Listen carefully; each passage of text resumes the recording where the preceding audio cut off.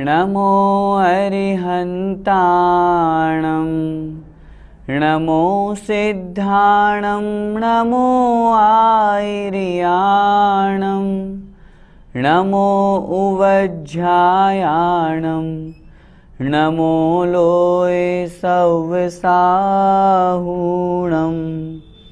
पंच परमेष्ठी भगवान की जय। श्रवण संस्कृति स्वाध्याय पाठ्यक्रम के अंतर्गत हम सभी प्रथम वर्ष में जो पाठ्यक्रम दिया गया है उसमें सिद्धांत प्रवेशिका भाग 1 पढ़ रहे हैं। उसमें दूसरे खंड में आज की कक्षा में हम पाठ 9 चतुर्विध संघ इसके बारे में समझेंगे। सभी अपनी पुस्तक में पेज नंबर 38 निकाल लीजिए। चतुर्विध संघ। चतुर्विध संघ किसे कहते हैं? चतुर्विध 4 प्रकार का जो संघ है वह चतुर्विध संघ कहलाता है। मुनि, आरिका, श्रावक, श्राविका, यह चतुर्विध संघ कहलाता है। आइए हम इन चारों के बारे में समझते हैं। मुनि किसे कहते हैं?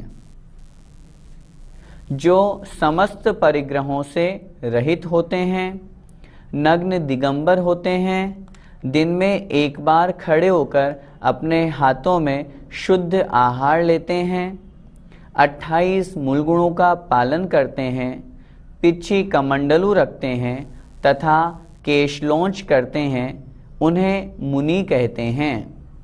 मुनि की परिभाषा यहाँ पर दी गई, जिसमें सबसे पहला विशेषण समस्त परिग्रहों से रहित। आचार्यों ने शास्त्रों में स्पष्ट लिखा, जिनके पास एक धागा मात्र भी परिग्रह नहीं होता। पिछी कमंडल जो वो रखते हैं, पिछी अपने संयम के उपकरण, कमंडल शुद्धि के उपकरण के निमित्त रखते हैं, लेकिन वो परिग्रह की कोटि में नहीं है, क्योंकि वे उससे भी राग नहीं करते। समस्त प्रकार के परिग्रहों से जो रहित हैं, बाह्य परिग्रह जो धन धान्य आदि बताए गए हैं उनसे जो रहित होते हैं, नग्न दिगंबर होते हैं, वस्त्र आदि धारण नहीं करते। जो वस्त्र आदि परिग्रह धारण करते हैं वे मुनि नहीं होते। जो दिन में एक बार खड़े होकर के अंजुलि में आहार लेते हैं, करपात्र बना करके अपने दोनों हाथों को आपस में मिलाया, करपात्र बनाया और इसमें आहार ग्रहण करते हैं, और उसमें भी दिन में सिर्फ एक बार, वो भी विधि मिलने पर, और उसमें भी यदि अंतराय आ जाए तो पुनः अगले दिन तक का पूरा त्याग। इस तरह की जो चर्या करते हैं और 28 मूल गुणों का पालन करते हैं, अहिंसा, सत्य, अचौर्य, ब्रह्मचर्य और अपरिग्रह, इन 5 महाव्रतों का, 5 समिति का, 5 इंद्रियों को विजय करते हैं, 15, 6 आवश्यक और 7 शेष गुण, जिसमें केशलोच, दांत नहीं धोना, स्नान नहीं करना, ये आते हैं। इन 28 मूल गुणों का जो पालन करते हैं, साथ में पिछी कमंडल रखते हैं और केशलोंच करते हैं, अपने हाथों से केश अर्थात बालों को उघाड़ते हैं। इन क्रियाओं से, इस चारित्र से जो सहित होते हैं वे मुनि कहलाते हैं। अगर इनसे संयुक्त हमारे नगर में कोई मुनि महाराज पधारें तो हमें उनका नमोस्तु करके उनको प्रणाम करना चाहिए, उनका आदर भाव सम्मान करना चाहिए, उन्हें आहार दान आदि दे करके अपने जीवन में पुण्य को बढ़ाना चाहिए। दूसरे हैं आरिका, जो पिछी कमंडलू रखती है, सिर्फ एक साड़ी पहनती है, मुनियों की तरह महाव्रतों का पालन एवं केशलोंच करती हैं, दिन में एक बार बैठकर हाथ में आहार लेती है, उन्हें आरिका कहते हैं। इनको वंदामी कहकर नमस्कार करना चाहिए। आरिका माता जी के क्या विशेषताएं होती हैं? मुनि के समान ही पीछे कमंडल रखती है, लेकिन चूंकि स्त्री पर्याय में है इसलिए साड़ी, लेकिन एक ही साड़ी जो ग्रहण करती है, अन्य सभी परिग्रह का जिनके त्याग होता है, मुनियों के समान ही महाव्रतों का पालन करती हैं। लेकिन एक विशेष बात यह भी हमें समझनी है, जो मुनियों के 28 मूलगुण होते हैं वे 28 मूलगुण आरिकाओं के नहीं कहे, मूलगुण पंच परमेष्ठी के कहे हैं। आरिका माता जी पंच परमेष्ठी में नहीं आती, साधु परमेष्ठी में भी उनको समाहित नहीं किया। आरिका माता जी एक अलग लिंग अलग वेश है। तो आरिका माता जी महाव्रतों का पालन करने का प्रयास करती हैं। उनको आचार्यों ने उपचार से महाव्रती कहा। वास्तव में तो अब यदि हम चर्चा करें महाव्रतों की तो उसमें अहिंसा महाव्रत है, अपरिग्रह महाव्रत है। आरिका माता जी के तो 16 हाथ की साड़ी है, फिर अपरिग्रह महाव्रत कैसे पलेगा? इसलिए आचार्यों ने कहा चूंकि उनकी मजबूरी है, वो स्त्री पर्याय में है, इसलिए उसका त्याग नहीं कर सकती, इसलिए उपचार से महाव्रत कह दिया। ये आरिका माता जी भी अपने हाथ में आहार लेती है, लेकिन मुनि महाराज की तरह खड़े होकर नहीं लेती, बैठ कर के लेती है। दिन में एक बार ही लेती है, उसमें भी यदि अंतराय आ जाए तो पूरे अगले दिन तक के लिए 24 घंटे तक के लिए उनका त्याग हो जाता है। ये भी केशलोंच करती है। जब हमारे नगर में पधारे या हम इनके समक्ष पहुँचें तो हमें इन आरिका माता जी को वंदामी माता जी इस तरह बोल करके उनको नमस्कार करना चाहिए। तीसरे नंबर पे हैं एलक। एलक महाराज जो होते हैं, ये जो अभी हमने चर्चा की, मुनि, आरिका, श्रावक और श्राविका, ये चतुर्विध संघ कहलाते हैं। श्रावक के अंतर्गत एलक और क्षुल्लक को ग्रहण किया और श्राविका के अंतर्गत क्षुल्लिका माता जी को ग्रहण किया।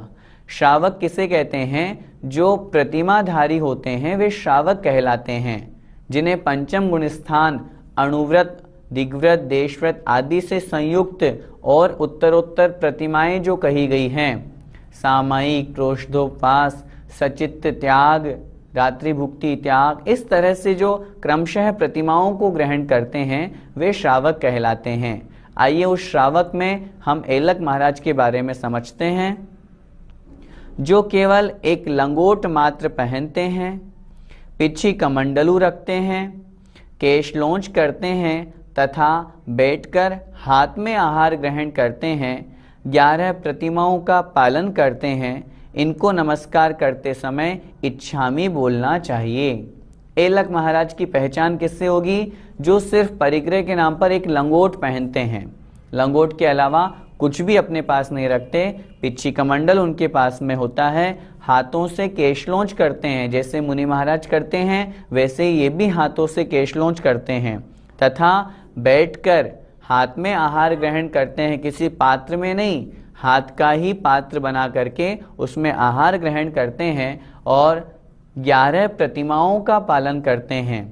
दंसण वै सामाय्य पोसह सच्चित राय भत्तेय बंभारंभ परिग्रह अणुमण मुद्दिठ देश विरुदोय, अर्थात दर्शन, व्रत, सामायिक, प्रोषद, सचित्त त्याग, रात्रि भुक्ति त्याग, ब्रह्मचर्य, आरंभ त्याग, परिग्रह त्याग और अनुमति त्याग तथा अंतिम 11वीं प्रतिमा उद्दिष्ट त्याग, इन 11 प्रतिमाओं का जो पूरी अच्छी तरह से पालन करते हैं वे एलक महाराज कहलाते हैं।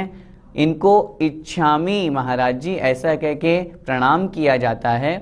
इच्छामी का अर्थ होता है मैं आप जैसा पद प्राप्त करने की इच्छा रखता हूँ, मैं भी शीघ्र ही अपने जीवन में श्रावक के व्रतों को अंगीकार करूं, ऐसी भावना वहाँ उनके समक्ष प्रकट की जाती है। श्रावक में ही जो दूसरा भेद है वह है क्षुल्लक जी का। उनकी क्या विशेषता है? जो पिछी कमंडलू रखते हैं, केवल एक लंगोट तथा छोटा दुपट्टा रखते हैं, बैठकर कटोरे में या हाथ में आहार करते हैं, केशलोच करते हैं या कैंची से भी बाल बना सकते हैं, श्रावक की 11 प्रतिमाओं का पालन करते हैं। इनको नमस्कार करते समय इच्छामि कहना चाहिए। एलक महाराज से कुछ छोटे होते हैं। पालन तो जैसे एलक महाराज 11 प्रतिमाओं का करते हैं, उसी तरह ये भी शुल्लक महाराज भी 11 प्रतिमाओं का पालन करते हैं। लेकिन एलक महाराज तो नियम से केशलोच ही करते हैं। शुल्लक महाराज के लिए दोनों ऑप्शन हैं, वो केशलोच भी कर सकते हैं, कैंची से बाल भी बनवा सकते हैं। शुल्लक महाराज अपने आचार्य की आज्ञानुसार चाहे तो हाथ में भी भोजन ग्रहण कर सकते हैं अथवा एक कटोरा आदि लेकर के उसमें भोजन ग्रहण करते हैं, आहार ग्रहण करते हैं। इनको भी नमस्कार करते समय इच्छामि शुल्लक महाराज जी इस प्रकार बोल करके इनको प्रणाम करना चाहिए। ये हुए श्रावक के भेद। चौथे नंबर पे जो आते हैं वो है श्राविका। श्राविकाओं में क्षुल्लिका माता जी आती है। उनकी क्या विशेषता है? जो क्षुल्लक की तरह सभी क्रियाएं करती हैं, एक साड़ी और एक चादर रखती है। इनको नमस्कार करते समय इच्छामि कहना चाहिए। जैसे क्षुल्लक महाराज जी बैठ कर के आहार लेते हैं हाथ में अथवा कटोरे में, ऐसे ही क्षुल्लिका माता जी भी बैठकर हाथ अथवा कटोरे में आहार लेती हैं। वो चाहे तो केशलोंज भी कर सकती हैं, चाहे तो कैंची से अपने बाल भी बनवा सकती हैं। लेकिन 11 प्रतिमाओं का पालन उनका क्षुल्लक जी की तरह ही होता है। इस प्रकार जो अपने परिग्रह के साथ नाम पर एक साड़ी और एक चद्दर ओढ़ने के लिए अपने साथ में रखती हैं, वो क्षुल्लिका माता जी कहलाती हैं। इनको भी नमस्कार करते समय इच्छामि माता जी इस प्रकार बोल करके इनकी वंदना करनी चाहिए। विशेष यहाँ पे कह रहे हैं, अन्य प्रतिमाधारी श्रावक व श्राविकाओं को वंदना तथा साधर्मी भाई बंधुओं से, भाई बहनों से जय जिनेन्द्र कहना चाहिए। ये जो हमने अंतिम पाठ हम पढ़ रहे हैं चतुर्विध संघ, इस चतुर्विध संघ के पाठ में हमारे जैन धर्म के जो आयतन हैं उसमें मुनि, आरिका, श्रावक और श्राविका जिन्होंने व्रतों को अंगीकार किया है, अणुव्रत महाव्रत रूप से पापों का त्याग किया है, उनकी यहाँ पर चर्चा की गई है।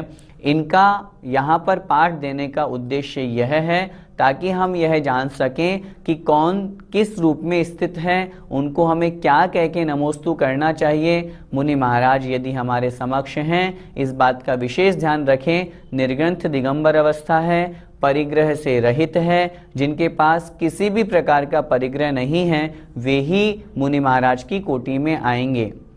जिस प्रकार हमने पहले श्रावक के 8 मूल गुणों की चर्चा की थी और वहाँ लिखा था कि 8 मूल गुण यदि नहीं होते हैं तो वह श्रावक कहलाने के योग्य नहीं है। यदि एक भी मूल गुण कम हुआ तो वह श्रावक नहीं होता। ठीक उसी तरह यदि कोई मुनि है, साधु है और यदि 28 मूल गुणों का वो पालन नहीं कर रहे हैं, 28 मूल गुणों में दोष लग रहा है, तो वे मुनि की कोटि में नहीं आते। मुनि महाराज के 28 मूल गुणों के स्वरूप को अच्छी तरह से समझ करके हमें मुनि महाराज की वंदना करनी चाहिए और फिर उसी अनुसार आरिका माता जी, क्षुल्लक जी, क्षुल्लिका जी और एलक महाराज जी को भी वंदना करनी चाहिए। प्रतिमाधारी 2 या 2 से अधिक प्रतिमाधारी श्रावक यदि हमारे समक्ष हों, दीदी वगैरह हों, उनको वंदना कह के उनको वंदना करनी चाहिए और जो साधर्मी भाई बंधु हैं उनको जय जिनेन्द्र कहना चाहिए। हम जो ये पाठ पढ़ रहे हैं जिसमें चतुर्विध संघ का वर्णन पढ़ा, सामान्य से हमारा प्रश्न हो सकता है कि यहाँ मुनि के बारे में समझाया, फिर आचार्य उपाध्याय इनके बारे में तो लिखा ही नहीं। हमें यह समझना है आचार्य और उपाध्याय ये भी मुनि के अंतर्गत ही समाहित हो जाते हैं। चूँकि यहाँ पर हम जो वर्णन पढ़ रहे हैं यह चतुर्विध संघ का पढ़ रहे हैं। चतुर्विध संघ में इस तरह का कोई भेद नहीं किया, आचार्य अलग, उपाध्याय अलग या साधु अलग। सामान्य से जो दिगंबर रूप को धारण किए हैं, 28 मूल गुणों का पालन करते हैं और पिच्छी कमंडल रखते हैं, वे मुनि कहलाते हैं। आचार्य महाराज भी उसी कोटि में आते हैं, उपाध्याय महाराज भी उसी कोटि में आते हैं और साधु परमेष्ठी तो है ही।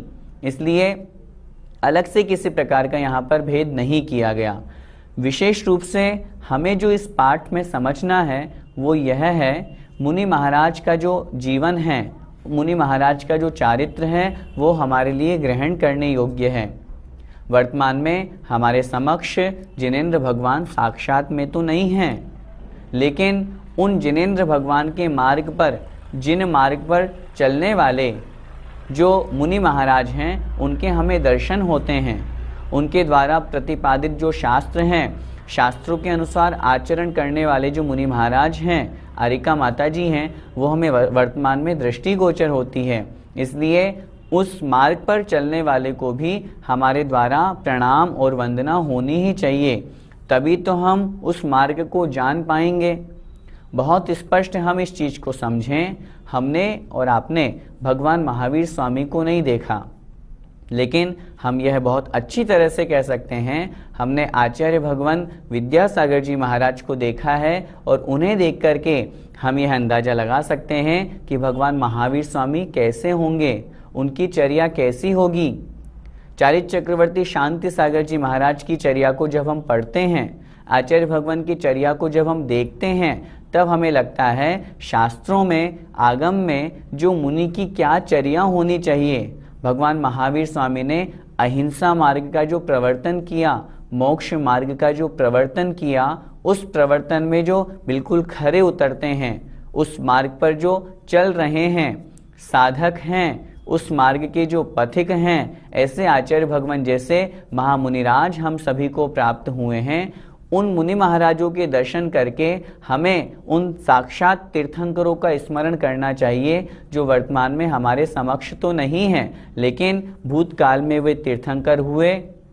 भूतकाल में जो हम आचार्यों के नाम लेते हैं, जिनका हमने दर्शन नहीं किया, लेकिन महान आचार्य होकर के जिन्होंने अपनी आत्मा का कल्याण किया, वे आत्मा का कल्याण करने वाले मुनि महाराज हमारे द्वारा वंदनीय हैं।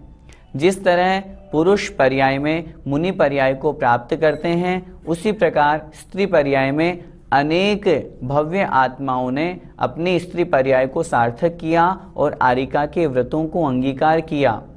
प्रथमान योग आदि शास्त्रों में जिस प्रकार हम आरिका सुलोचनामती के बारे में पढ़ते हैं, रानी सीता जब आरिका व्रत को धारण किए, तब उन्होंने उस समय कैसे व्रतों को धारण किया होगा, किस तरह की चर्या का पालन किया होगा, ये सारा का सारा वर्णन हमें वर्तमान की आरिका माता जी जो आगम के अनुसार चर्या करने वाली हैं, उनके द्वारा प्राप्त होता है। उस आरिका पद को, उस वेश को देख करके हमें उनका स्मरण हो आता है, और जब भी कभी हम ऐसा प्रसंग पढ़ते हैं तो उस प्रसंग में उनको उस रूप में, उस चर्या के रूप में स्मरण करते हैं, याद करते हैं। इसी तरह एलक महाराज, क्षुल्लक महाराज और क्षुल्लिका माता जी का भी प्रकरण समझना चाहिए। इस प्रथम प्रवेशिका जो भाग है, सिद्धांत प्रवेशिका का पहला जो भाग अभी हमने पढ़ा, इसके अंतर्गत जो पाठ 9 चतुर्विध संघ है, इसके बाद में पाठ 10 हमारे दैनिक कर्तव्य है। चूँकि सरल है विषय, इसमें 17 विषय दिए हुए हैं। उन 17 पॉइंट में हमारे द्वारा प्रतिदिन कौन से कर्तव्य करना चाहिए, हमें किन बातों का ध्यान रखना चाहिए, उन बातों को यहाँ पर दिया गया है। मैं आपसे निवेदन करना चाहता हूँ, इन नियमों को आप सभी अपनी डायरी में नोट कर लें। ये हमारे जीवन को परिवर्तित करने वाले हैं। इसमें जो बहुत अच्छी अच्छी शिष्टाचार वाली बातें कही गई है, उसे हमें स्वीकार करना चाहिए। समझाने लायक अधिक विषय नहीं है, इसलिए मैं आगे बढ़ रहा हूँ। पाठ नंबर 11 में भी जिनवाणी स्तुति दी है। 2 जिनवाणी स्तुति है, जिसमें सबसे पहली धन्य धन्य वीतरागवाणी, अमर तेरी जग में कहानी। ऐसी वीतरागी जिनेंद्र भगवान के मुख से जो वाणी निकली, जो वचन निकले, उन जिन वचन जिनवाणी की यहाँ पर वंदना की गई, और उसे परम सौभाग्यशाली मान करके उस वीतरागी जिनवाणी, जो जिनवाणी हैं, जो जिनवाणी माँ हैं, उनके प्रति यहाँ पर स्तुति की गई है। उसी अपेक्षा से उसी के आगे जो दूसरी स्तुति है, माता तू दया करके कर्मों से छुड़ा देना, इतनी सी विनय तुमसे चरणों में जगह देना। इस प्रकार से माँ जिनवाणी के चरणों में स्तुति की है और उनसे प्रार्थना की है कि हे माँ, मैं अज्ञान रूपी अंधकार से संसार में भटक रहा हूँ, आप ही हैं जो मुझे ज्ञान रूपी प्रकाश देकर के मुझे सन्मार्ग दिखा रही हैं। इसलिए मैं आपके चरणों में आया हूँ, मेरा अज्ञान अंधकार समाप्त हो और मेरे जीवन में ज्ञान का उजाला, ज्ञान का प्रकाश व्याप्त हो, ऐसी मेरी मंगल भावना है। तो इस प्रकार इस अंतिम अध्याय पाठ 11 में भी जिनवाणी स्तुति दी हुई है। उस जिनवाणी स्तुति में भी अधिक समझाने योग्य नहीं है, इसलिए आप सभी इसे स्वयं पढ़ लें। फिर भी यदि कहीं पर किसी भी शब्द का अर्थ कठिन लग रहा हो तो जो स्वाध्याय पाठ्यक्रम के अंतर्गत जो हेल्पलाइन में नंबर दिए हुए हैं उन नंबर्स पर आप कांटेक्ट करके वहां से आप इन प्रश्नों का समाधान प्राप्त कर सकते हैं। प्रथम प्रवेशिका जो भाग 1 हमने पढ़ा, इसमें सारे अध्याय संपूर्ण हुए। इसमें यदि किसी तरह की कहीं पर कोई भी दिक्कत आती है तो आप सभी श्री दिगंबर जैन श्रवण संस्कृति संस्थान सांगानेर के द्वारा यह जो पाठ्यक्रम चलाया जा रहा है उसमें कहीं पर भी कहीं भी किसी तरह की कोई भी समस्या आती है तो आप बेहिचक उन नंबर्स पर कांटेक्ट करके अपने समस्या का समाधान कर सकते हैं। अपने जीवन में आपने पाठ्यक्रम में हिस्सा लिया, आप उसमें पढ़ रहे हैं, आपके भाव धर्म के प्रति लग रहे हैं, अहो भाग्य समझ करके और अधिक स्वाध्याय के प्रति हमारा भाव बने, ऐसी हमारी मंगल भावना है। जय जिनेंद्र।